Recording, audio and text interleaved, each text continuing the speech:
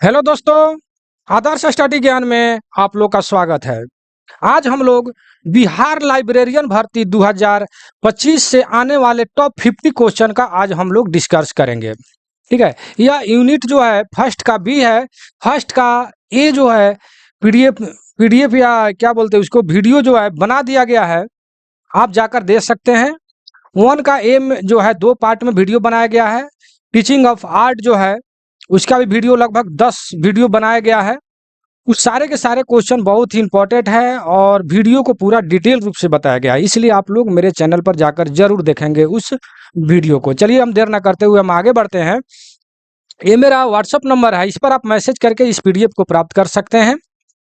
और आगे देखिए क्या लिखा है कि इस पीडीएफ में सभी प्रश्नों बहुत ही महत्वपूर्ण है। इस पीडीएफ को एग्जाम के दृष्टि से तैयार किया गया है। और नीचे लिखा है कि मात्र 25 रुपया पे करके इस पीडीएफ को प्राप्त कर सकते हैं। मेरा व्हाट्सअप नंबर ही गूगल पे फोन पे का नंबर है, ठीक है। तो उस पर आप लोग पे करके शॉर्ट स्क्रीन भेज करके इस पीडीएफ को प्राप्त कर सकते हैं। तो चलिए इसका फर्स्ट पार्ट जो है 111 से 60 तक जो है वीडियो जो है बना दिया गया है। हम 60 के बाद हम वीडियो को बनाएंगे। अगर मेरे चैनल पर नए हैं तो 100% सब्सक्राइब कर लीजिएगा, साथ साथ बेल आइकन भी दबा लीजिएगा, क्योंकि हर जो भी वीडियो हम बनाए तो उसका नोटिफिकेशन आप तक पहुंच जाए। ठीक है, तो चलिए देर ना करते हुए हम क्वेश्चन पर चलते हैं। क्वेश्चन नंबर 160 तक हमने बना दिया है, फिर भी 160 से चलते हैं। लिखा है कि पुस्तक वितरण अधिनियम 1954, पुस्तक वितरण अधिनियम 1954 अधिनियम में पहला संशोधन किस वर्ष किया गया और इसमें एक समाचार पत्र भी जोड़ा गया है। किस वर्ष किया गया था? ये किया गया 1956 ईस्वी में। ठीक है, सेकंड क्वेश्चन देखिए 161 में। देखिए कि राष्ट्रीय पुस्तकालय भारत सरकार के किस मंत्रालय द्वारा शासित है? किस मंत्रालय द्वारा? तो ये सांस्कृतिक मंत्रालय द्वारा शासित है। ठीक है, सांस्कृतिक मंत्रालय द्वारा। तो इसमें जितने भी क्वेश्चन है बहुत ही इंपॉर्टेंट है। हो सके तो कॉपी कलम ले करके सारे क्वेश्चन को, वीडियो को रोक रोक करके आप लिख लेंगे, क्योंकि प्रत्येक क्वेश्चन को कई सेट से चुन चुन करके इसको तैयार किया गया है। चलिए 162 में लिखा है कि विश्व का पहला सार्वजनिक पुस्तकालय अधिनियम कहाँ लागू हुआ? यहाँ पर क्वेश्चन है कि विश्व का, ठीक है ना, विश्व का, भारत का नहीं, विश्व का पहला सार्वजनिक, सार्वजनिक का मतलब हुआ सभी लोगों के लिए, पुस्तकालय अधिनियम कहाँ लागू हुआ? तो ये हुआ इंग्लैंड में 1850 में। ठीक है, 1850 में। ठीक है, तो इसको भी लिख लेंगे। भारत में सार्वजनिक पुस्तकालय, यहाँ पर देखिए भारत में है, सार्वजनिक माने सभी लोगों के लिए पुस्तकालय अधिनियम सबसे पहले किस राज्य में लागू किया गया था? ठीक है, भारत की बात किया जा रहा है, यहाँ पर विश्व की बात नहीं। विश्व वाले ऊपर आपने देखा, और ये है कि भारत में सार्वजनिक सभी लोगों के लिए पुस्तकालय सबसे पहले किस राज्य में लागू किया गया? तो ये है तमिलनाडु, मद्रास में किया गया, पब्लिक लाइब्रेरी एक्ट 1948 के तहत। ठीक है, पब्लिक लाइब्रेरी एक्ट 1948 के तहत तमिलनाडु, मद्रास में सबसे पहले मतलब इसी राज्य में लागू किया सभी लोगों के लिए पुस्तकालय, यानी सार्वजनिक पुस्तकालय। ठीक है, चलिए आगे बढ़ते हैं क्वेश्चन नंबर 64 पर। 64 में क्या करें कि स्वतंत्रता से पहले कोल्हापुर सार्वजनिक पुस्तकालय अधिनियम किस वर्ष लागू किया गया? यहाँ पर कह रहा है स्वतंत्रता से पहले, स्वतंत्रता जो है 1947 में जो है भारत जो है आजाद हुआ, स्वतंत्र हुआ, तो उससे पहले कोल्हापुर में सार्वजनिक यानी सभी के लिए पुस्तक अधिनियम किस वर्ष लागू किया गया था? 1945 में।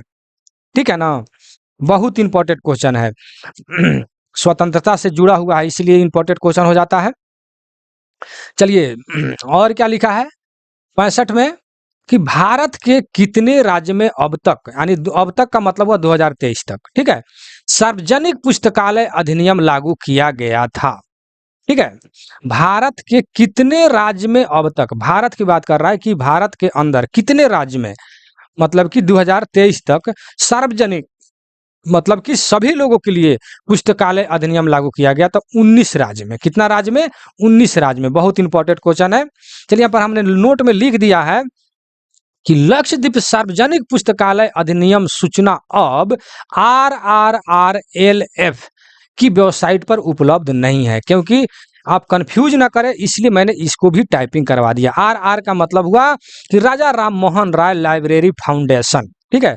राजा राम मोहन राय लाइब्रेरी फाउंडेशन का जो वेबसाइट है उस पर जो है उपलब्ध नहीं है। क्या चीज? लक्षद्वीप सार्वजनिक पुस्तकालय अधिनियम की सूचना, ठीक है। इसलिए मैंने यहाँ पर नोट में छपवा दिया है, लिखवा दिया है, टाइपिंग करवा दिया है, ताकि आप कंफ्यूज नहीं करेंगे, ठीक है। आगे बढ़ते हैं क्वेश्चन नंबर 166 पर। कह रहा है कि बनारस में डॉक्टर रंगनाथन द्वारा प्रथम मॉडल सार्वजनिक पुस्तकालय अधिनियम किस सम्मेलन में प्रस्तुत किया गया था, ठीक है। बनारस में रंगनाथन द्वारा प्रथम जो है मॉडल सार्वजनिक पुस्तकालय जो है अधिनियम किस सम्मेलन में प्रस्तुत किया गया था? तो all Asia education conference Banaras, ठीक है। यानी ऑप्शन नंबर डी होगा, ठीक है। 67 में देखिए डॉक्टर रंगनाथन द्वारा पहला मॉडल सार्वजनिक पुस्तकालय अधिनियम कब प्रस्तुत किया गया था, ठीक है। रंगनाथन द्वारा पहला मॉडल सार्वजनिक पुस्तकालय मतलब सभी लोगों के लिए पुस्तकालय अधिनियम कब प्रस्तुत किया गया था? तो वो किया गया था 1930 में, दिसंबर 26 से 30, मतलब 26 से 30 दिसंबर के बीच किया गया था, 1930 में किया गया था, ठीक है। 100% लिखेंगे इसको, इस किसी भी क्वेश्चन को आप हल्के में नहीं लेंगे, क्योंकि बहुत सारे मॉडल सेट में से चुन चुन करके इसको मतलब कि टाइपिंग कराया गया है, ताकि जो टू द पॉइंट जिसको हम लोग बोलते हैं, जो क्वेश्चन ज़्यादा रिपीट हुआ है उसी क्वेश्चन को यहाँ पर मॉडल सेट से उसी को टाइपिंग कराया गया है। चलिए 68 में देखिए doctor Ranganathan model public library act में कब संशोधन हुआ? रंगनाथन साहब का मॉडल पब्लिक लाइब्रेरी एक्ट जो था उसमें कब संशोधन किया गया?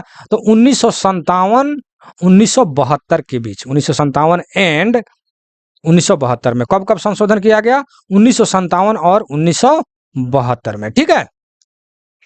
अब चलिए 69 में क्या करेंगे? पुस्तकालय उपकर किस प्रकार के पुस्तकालय की आय का मुख्य स्रोत रहे? देखिए ऊपर भी इस क्वेश्चन आया था, बहुत इंपॉर्टेंट है, ठीक ना। बीएम लिख देता हूं, बोर्ड मॉडल, ठीक है। तो पुस्तकालय उपकर किस प्रकार के पुस्तकालय का आय की मुख्य स्रोत है? तो ये है पब्लिक लाइब्रेरी, ठीक है। यानी सार्वजनिक पुस्तकालय का जो है आय का मुख्य स्रोत है। क्या स्रोत है? पुस्तकालय उपकर, ठीक है। इसे आप याद करेंगे। अब हर जगह नोटिफिकेशन जो है निकलने का पूरा हल्ला मचा हुआ है, निकलने वाला है, इसलिए आप लोग एकदम गोड़ हाथ तूर करके पढ़ जाइए, ठीक है। क्योंकि ये 6500 सीट है और कहने का तात्पर्य कि ऐसा मौका बार बार आप लोग को नहीं मिलेगा। हम जानते हैं कि इसका तैयारी करने वाला जो भी व्यक्ति होंगे, जिम्मेवार व्यक्ति होंगे, वो बाल बच्चेदार होंगे अधिकांशतः इसमें 80% लोग, ठीक है ना। तो कुछ करना है तो मतलब कि समय जो है थोड़ा सा बचाने का आप लोग प्रयास करेंगे, ठीक है। क्योंकि समय अगर आपको अगर मतलब समय के पीछे आप नहीं पड़ते हैं ना, तो समय अगर आपके पीछे पड़ गया तो आप परेशान हो जाइएगा, ठीक है ना। चलिए 170 में हम क्या पढ़ते हैं? भारत का राष्ट्रीय पुस्तकालय कहाँ स्थित है? भारत की बात कर रहा है। भारत का राष्ट्रीय पुस्तकालय कहाँ स्थित है? तो यह है कोलकाता में। कहाँ है? कोलकाता में भारत का राष्ट्रीय पुस्तकालय, ठीक है। राष्ट्रीय पुस्तकालय का प्रमुख कौन होता है? तो महानिदेशक, यानी डायरेक्टर जनरल, ठीक है, डीजी, महानिदेशक अर्थात इसको बोलते हैं डायरेक्टर जनरल, ठीक है। वही राष्ट्रीय पुस्तकालय का प्रमुख होता है। बहुत इंपॉर्टेंट क्वेश्चन। 72 में देखिए national library for blinds and happy caps कहाँ स्थित है? तो यह है देहरादून में। कहाँ है? देहरादून में। National library for blinds and handicaps कहाँ स्थित है? ब्लाइंड्स एंड हैंडीकैप्स, ठीक है। अर्थात हैंडीकैप्स का मतलब जान ही रहे हैं कि आप जो लेंगड़ा लूला के होते हैं, ठीक है ना, जो किसी एक अंग या कोई भी अंग से मतलब अपंग हो। ब्लाइंड्स मतलब जान ही रहे कि अंधापन। तो ये सब इन लोगों के लिए लाइब्रेरी कहाँ है? तो देहरादून में है, ठीक है ना। बहुत इंपॉर्टेंट क्वेश्चन है, याद रखिएगा। आगे बढ़ते हैं क्वेश्चन नंबर 73। राष्ट्रीय विज्ञान पुस्तकालय अर्थात नेशनल साइंस लाइब्रेरी कहाँ स्थित है? तो ये है, देख लीजिए यहाँ पर, निस्केयर यानी अर्थात दिल्ली में स्थित है। NICSPR, ठीक है, अर्थात दिल्ली में जो है ये स्थित है। ठीक है, राष्ट्रीय विज्ञान पुस्तकालय जो है, नेशनल साइंस लाइब्रेरी कहाँ स्थित है? तो दिल्ली में स्थित है। ठीक है, और क्या करें कि नेशनल मेडिकल लाइब्रेरी कहाँ स्थित है? नेशनल मेडिकल लाइब्रेरी, यहाँ पर मेडिकल है, ध्यान दीजिएगा, मेडिकल लाइब्रेरी कहाँ है? तो एम्स न्यू दिल्ली में। ठीक है, एम्स न्यू दिल्ली में स्थित है मेडिकल लाइब्रेरी। ठीक है, बहुत इंपॉर्टेंट क्वेश्चन है, सारे के सारे क्वेश्चन ही हम जब क्वेश्चन पढ़ रहे हैं तो हमको ये दिमाग में आ रहा है कि ये क्वेश्चन इस सेट में पूछा गया था, इस क्वेश्चन ये सेट में पूछा गया था, क्योंकि कई सेट से मंथन करके इसको निकाला गया है। संसाधन लिखा है, संसाधन साझाकरण। संसाधन, संसाधन का मतलब होता है सामग्री, उपकरण।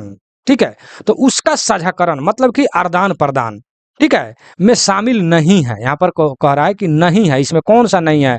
तो पुस्तक तो होता ही है साझाकरण, तकनीक भी साझाकरण होता है, ठीक है, स्टाफ भी, लेकिन पाठक जो है, पढ़ने वाला व्यक्ति साझाकरण है, वो आएगा आपके लाइब्रेरी में, पढ़ेगा, जाएगा। ठीक है, इसलिए यह नहीं है, बाकी सब है।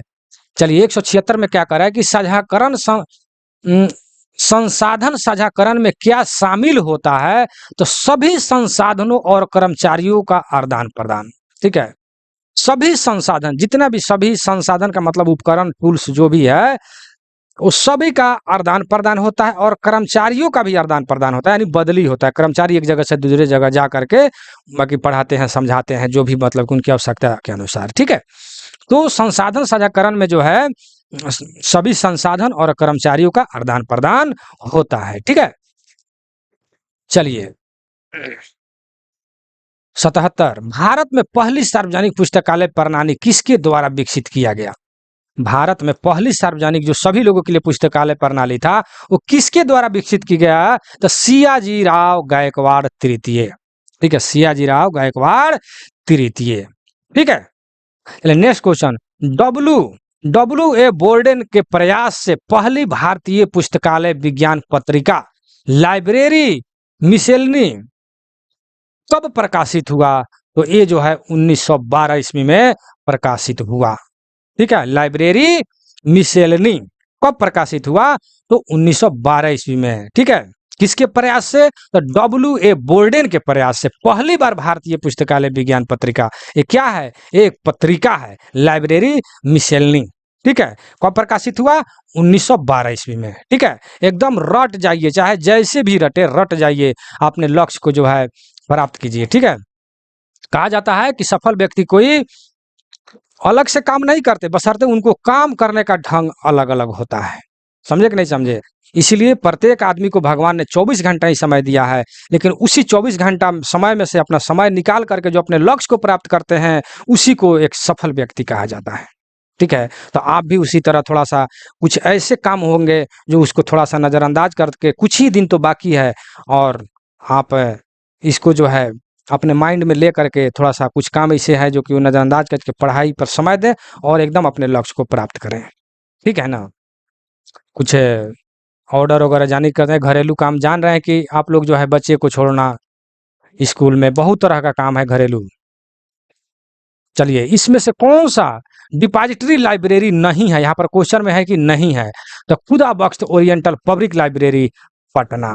ठीक है, इनमें से कौन सा डिपॉजिटरी लाइब्रेरी नहीं है? तो पटना का जो खुदा बख्श ओरिएंटल लाइब्रेरी है, वही जो है डिपॉजिटरी लाइब्रेरी नहीं है। बाकी जितना देख रहे हैं, राष्ट्रीय पुस्तकालय कोलकाता, दिल्ली पब्लिक लाइब्रेरी मतलब है, उसके बाद में एशियाटिक सोसाइटी लाइब्रेरी जो है मुंबई में, ये सब जो है डिपॉजिटरी लाइब्रेरी है, लेकिन खुदा बख्श ओरिएंटल लाइब्रेरी जो है पटना जो वाला जो है वो नहीं है। डिपॉजिटरी लाइब्रेरी के बारे में डिटेल में हमने बताया है पिछले वीडियो में, इसका जो फर्स्ट पार्ट है उसमें आप जा करके देखेंगे।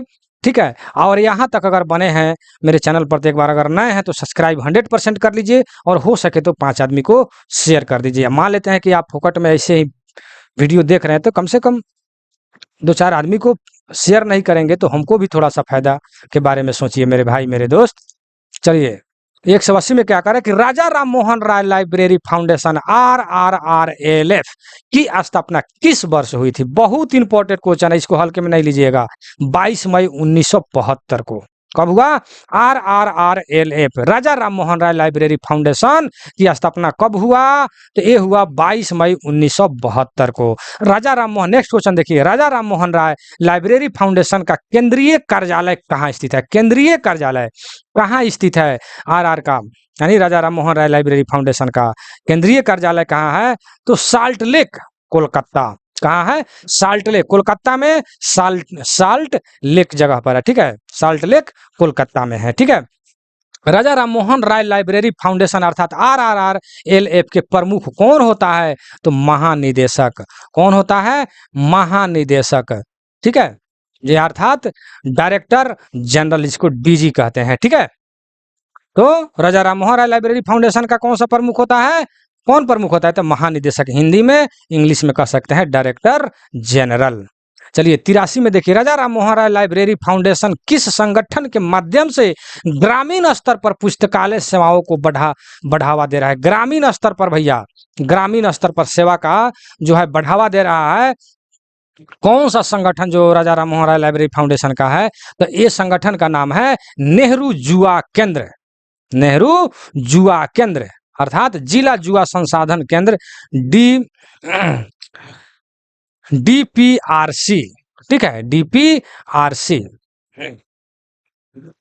DPRC यहाँ जो है DYRC, ठीक है, यहाँ Y होगा, ठीक है, DPRC यहाँ पर D में देखिए, इंग्लिश पर ज्यादा ध्यान देंगे। चलिए 84 में लिखा है कि सार्वजनिक पुस्तकालय की सहायता के लिए, सार्वजनिक यानी सभी लोगों की पुस्तकालय की सहायता के लिए राजा राम मोहन राय लाइब्रेरी फाउंडेशन ने नई योजना चलाई है, जिन्हें हम दो भागों में बांटा गया। कौन कौन सा दो भाग है? तो समतुल्य सहायता और पूर्ण सहायता, ठीक है, समतुल्य सहायता और पूर्ण सहायता। सार्वजनिक पुस्तकालय की सहायता के लिए राजा राम मोहन राय लाइब्रेरी फाउंडेशन ने कई योजना चलाई है, जिन्हें हम दो भागों में बांट सकते हैं। कौन कौन से भाग बांट सकते हैं? समतुल्य सहायता और पूर्ण सहायता, ठीक है, बहुत इंपॉर्टेंट क्वेश्चन। चलिए आगे बढ़ते हैं, क्वेश्चन नंबर 185। 85 में क्या करें? इनमें से कौन सा राजा राम मोहन राय लाइब्रेरी फाउंडेशन का प्रकाशन है? कौन सा? इसमें से चार को जो दिया है ऑप्शन में, उसमें से राजा राम मोहन राय लाइब्रेरी फाउंडेशन का कौन सा प्रकाशन है? तो यहाँ पर देखिए घ में लिखा है उपरोक्त में से सभी, अर्थात भारत में सार्वजनिक पुस्तकालय का मतलब कि निर्देशिकाएं, टैगोर ग्रंथ सूची और ग्रंथ, ठीक है, ये सभी जो है राजा राम मोहन राय लाइब्रेरी फाउंडेशन का प्रकाशन है, ठीक है। इसमें क्वेश्चन बन सकता है, ठीक है ना, इसलिए इसको याद कर लीजिएगा। 86 में देखिए, राजा राम मोहन राय लाइब्रेरी, देखिए राजा राम मोहन राय से संबंधित जितने भी क्वेश्चन था उसको एक जगह इकट्ठा करके हमने टाइपिंग करवा दिया है, ताकि आपको कई जगह ढूंढने का मतलब परेशानी ना हो, ठीक है, तो एक जगह इकट्ठा कर दिया गया है और आपका कंफ्यूज भी साथ साथ दूर होगा। तो लिखा है कि राजा राम मोहन राय लाइब्रेरी फाउंडेशन द्वारा विकसित राज्यों को सार्वजनिक पुस्तकालयों के लिए प्रदान की जाने वाली सहायता का सही अनुपात क्या है? तो 50:50, याद रखिएगा, 50:50। चलिए हम आगे बढ़ते हैं, कर लीजिए सब्सक्राइब, हो सके तो कमेंट भी कर दीजिए कि वीडियो आपको कैसा लग रहा है। राजा राम मोहन राय लाइब्रेरी फाउंडेशन द्वारा विकसित राज्यों को प्रदान की जाने वाली सहायता का सही अनुपात क्या है?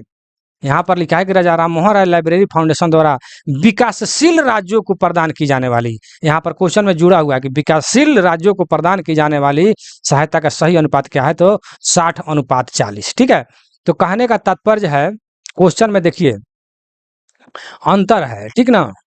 यहाँ पर क्या लिखा है कि राजा राम मोहन राय लाइब्रेरी फाउंडेशन द्वारा विकसित राज्यों को सार्वजनिक पुस्तकालयों के लिए प्रदान की जाने वाली सहायता का सही अनुपात, और इसमें क्या लिखा है? विकासशील राज्यों की यहाँ पर जो है विकासशील राज्यों को प्रदान की जाने वाली, देखिए यहाँ पर है विकासशील राज्यों को सार्वजनिक पुस्तकालयों के लिए प्रदान की जाने वाली, यहाँ है विकासशील राज्यों की जाने वाली सहायता, यहाँ पर है कि सही अनुपात क्या है? तो ये जो है 60:40, दोनों क्वेश्चन में थोड़ा अंतर है, ठीक है। देखिए तीसरा भी जितना अनुपात वाला है इकट्ठा किया गया ताकि आप क्वेश्चन को समझ सकें, ठीक है। राजा राममोहन राय लाइब्रेरी फाउंडेशन द्वारा उत्तर पूर्व राज्यों को प्रदान की गई सहायता का सही अनुपात क्या है? तो ये भी 60:40 ही है। ठीक है, 3 गो है अनुपात वाला जो एक जगह इकट्ठा किया गया है। 79 राजा राममोहन राय लाइब्रेरी फाउंडेशन भारत सरकार के किस मंत्रालय द्वारा चलाया जाता है? देखिए यहाँ पर बी जो है टाइपिंग हो गया गलत से। ठीक है, तो सांस्कृतिक मंत्रालय द्वारा चलाया जाता है। किसके द्वारा? सांस्कृतिक मंत्रालय द्वारा।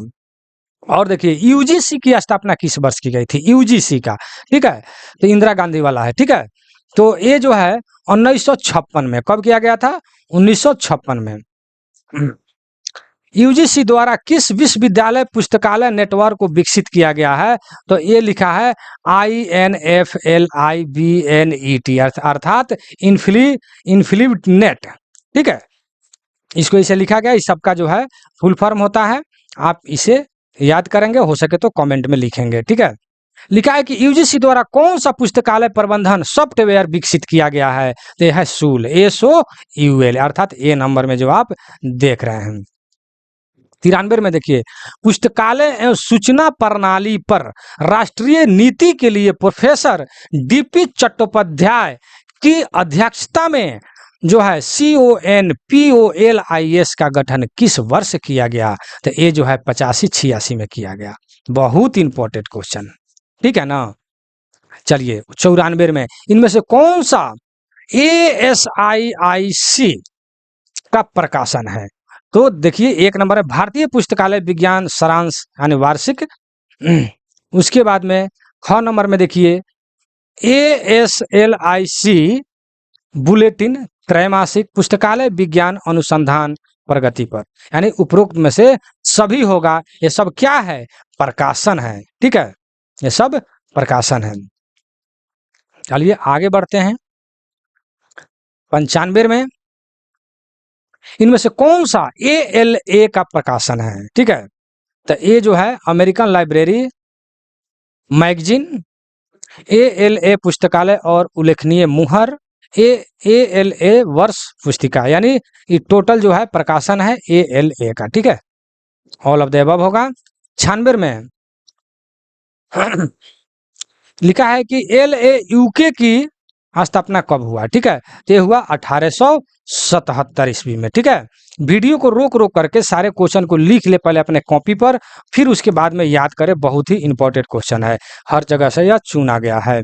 चलिए 97 में 2002 में IIS अर्थात इंस्टीट्यूट ऑफ इंफॉर्मेशन साइंटिफिक्स और ALUK को मिलाकर कौन सा संगठन बनाया गया? तो CILIP। ठीक है, CLIP। ठीक है, याद कर लीजिएगा। 98 में यूनेस्को अर्थात संयुक्त राष्ट्र शैक्षिक वैज्ञानिक और सांस्कृतिक संगठन की स्थापना संयुक्त राष्ट्र के तहत एक अंतर सरकारी एजेंसी के रूप में किस वर्ष की गई थी? तो ये जो है 1946 में की गई थी। कब की गई थी? 1946 में की गई थी। ठीक है, चलिए हम नेक्स्ट क्वेश्चन पर आगे बढ़ते हैं। आपको बार बार बोलते हैं कि एक बार जरूर इसको सब्सक्राइब कर लीजिए अगर नए हैं तो। ठीक है, क्योंकि मेरा नया चैनल है, आप ही लोग इसको ग्रोथ कर सकते हैं। ठीक है, सब्सक्राइब नहीं कीजिएगा तो मेरा चैनल का ग्रोथ नहीं होगा, फिर आप लोगों के लिए मैं वीडियो नहीं बना पाऊंगा। ठीक है, तो आप लोग उत्साहित कीजिएगा और अच्छे से अच्छे वीडियो मैं बनाऊंगा आप लोगों के लिए। कह रहा है कि यूनेस्को द्वारा 1976 में एक नया विभागीय बनाया गया था, जिसमें से यूनेस्को को 2 विभागों सूचनाओं विभाग और प्रलेखन विभाग को मिला दिया गया था। ठीक है, तो कौन सा है? तो समान सूचना कार्यक्रम अर्थात PGI। ठीक है, अर्थात PGI यहाँ पर होगा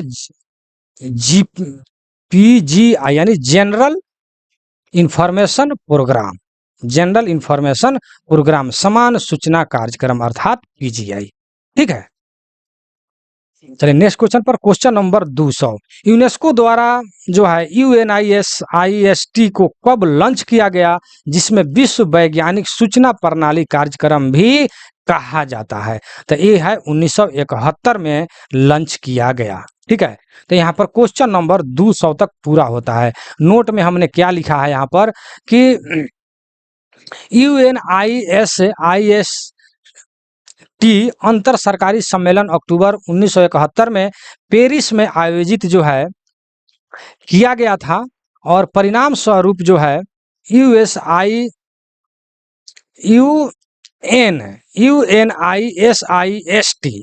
कार्यक्रम की स्थापना जो है 1973 में यूनेस्को महासम्मेलन द्वारा की गई थी। ठीक है ना, तो ये नोट में हम लिख दिए हैं आप लोगों को समझने के लिए, ताकि आप लोग समझ सके। ठीक है, चलिए इस पेज का हम क्वेश्चन को खत्म कर देते हैं, हमको 200 तक ही खत्म करना था। ठीक है, तो यूनेस्को द्वारा पुस्तकालय और सूचना क्षेत्र का प्रमुख प्रकाशन कौन सा है? तो यूनेसिस्ट न्यूज लेटर ट्रांसलेशनियम UNESCO journal of information science, अर्थात ये जो है तीनों के तीनों है। ठीक है, इसका आंसर जो है ऑल हो जाएगा। दो में देखिए क्या लिखा है कि फीड की स्थापना ब्रुसेल्स में 12 दिसंबर 1895 को किसके द्वारा की गई थी?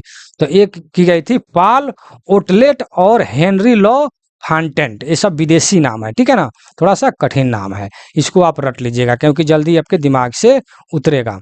ब्रुसेल्स में फीड की स्थापना किस नाम से की गई थी? तो अंतर्राष्ट्रीय सूची संस्थान, अंतर्राष्ट्रीय ग्रंथ सूची संस्थान, अंतर्राष्ट्रीय ग्रंथ सूची संस्थान। ठीक है, याद रखिएगा, इंटरनेशनल इंस्टीट्यूट ऑफ मतलब कि बिलियोग्राफी। ठीक है, चलिए 4 में देखिए, जब फीड को जो है international federation of information and documentation का नाम किस वर्ष दिया गया?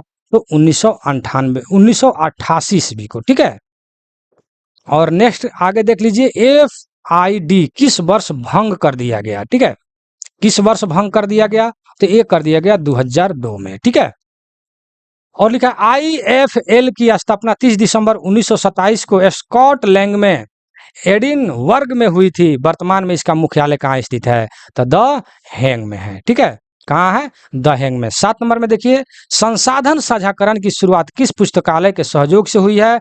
ठीक है, तो अलेक्जेंड्रिया पुस्तकालय प्रोग्राम पुस्तकालय। ठीक है, इसको अच्छे से देख करके कॉपी में लिखेंगे, फिर उसे याद करेंगे। ठीक है, चलिए 8 में क्या लिखा हुआ है कि वाइमर और जीन पुस्तकालयों के ने संयुक्त रूप से एक यूनिक कैटलॉग तैयार किया, जिससे निर्माण का श्रेय किसको दिया जाता है? तो HC बोटन। ठीक है, HC बोटन को दिया जाता है। तो आप हम जो है 200 क्वेश्चन तक ही आप लोग को समाप्त करने वाले थे, लेकिन उस पेज का जो है हमने खत्म किया है। तो मैं यहाँ पर अपना व्हाट्सअप नंबर एक बार लिख देता हूँ, 96 93 57 14 26। इस पर आप मैसेज करके इस PDF को प्राप्त कर सकते हैं। ठीक है, और अच्छे से अच्छे तैयारी कर सकते हैं, और आप लोग अपने समय बचा करके तैयारी कीजिए और अपने लक्ष्य को प्राप्त कीजिए। ठीक है, एक और मैं सूचना देना चाहता हूं कि अगर आपके कोई भी दोस्त या पारिवारिक कोई भी मतलब भाई अगर LDCE अर्थात डिपार्टमेंटल, अगर वो रेलवे में कार्यरत हैं और प्रमोशनल मतलब कि LDC JEE AWM, JEE का मतलब junior engineer, AWM assistant workshop manager. ठीक है, AME असिस्टेंट मैकेनिकल इंजीनियर, अगर ये सब का वो तैयारी करना चाहते हैं तो मेरा यही व्हाट्सअप नंबर पर मैसेज करके वो अच्छे से अच्छे तैयारी कर सकते हैं। ठीक है, और JEE AWM अर्थात assistant workshop manager, assistant mechanical engineer, ठीक है, ये सब जो है बन सकते हैं। बहुत अच्छे से तैयारी कराया जाता है, इसके लिए भी यही व्हाट्सअप नंबर है, 96 93 57 14 26। ठीक है, तो आपको वीडियो कैसा लगा कमेंट सेक्शन में जरूर लिखिएगा। ठीक है, फिर मैं नेक्स्ट इसके आगे वाला वीडियो अगले पार्ट में मैं बनाऊंगा। ठीक है, और यहाँ तक बने हैं तो बहुत बहुत धन्यवाद। आप सब्सक्राइब 100% कर लीजिए ताकि हर नोटिफिकेशन जो आपको मिले, बेल आइकन भी दबाएं। चलिए मैं वीडियो को समाप्त करता हूँ। जय हिंद, जय भारत।